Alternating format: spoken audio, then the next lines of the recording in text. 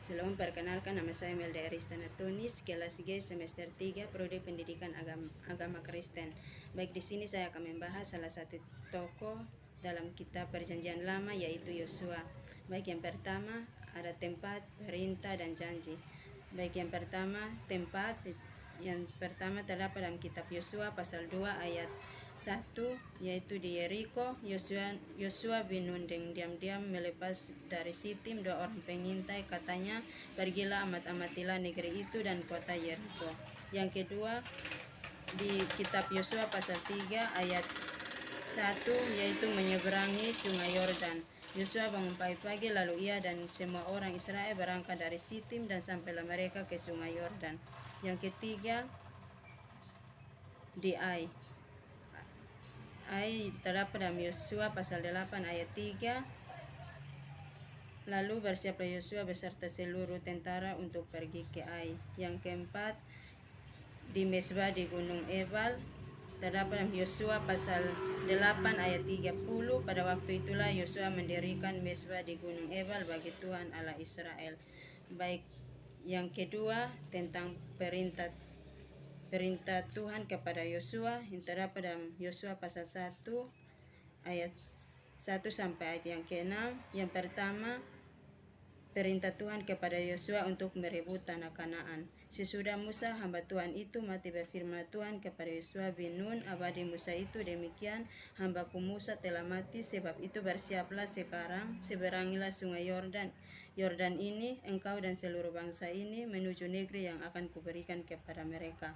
Kepada orang Israel itu, setiap tempat yang akan diinjak oleh telapak kakimu kuberikan kepada kamu, seperti yang telah kujanjikan kepada Musa, dari padang gurun dan gunung Libanon yang sebelah sana itu sampai ke sungai besar, yakni sungai Efrat, seluruh tanah orang Het sampai ke laut besar di sebelah matahari terbenam, semuanya itu akan menjadi daerahmu. Seorang pun tidak akan dapat bertahan menghadapi engkau seumur hidupmu. Seperti aku menyertai Musa, demikianlah aku akan menyertai engkau. Aku tidak akan membiarkan engkau dan tidak akan meninggalkan engkau.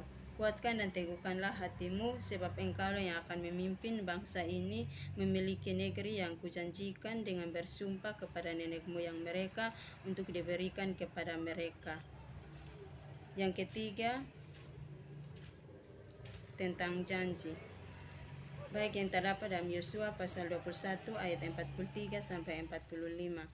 Janji kepada bangsa Israel. Jadi seluruh negeri itu diberikan Tuhan kepada orang Israel, yakni negeri yang dijanjikannya dengan bersumpah untuk diberikan kepada nenek moyang mereka.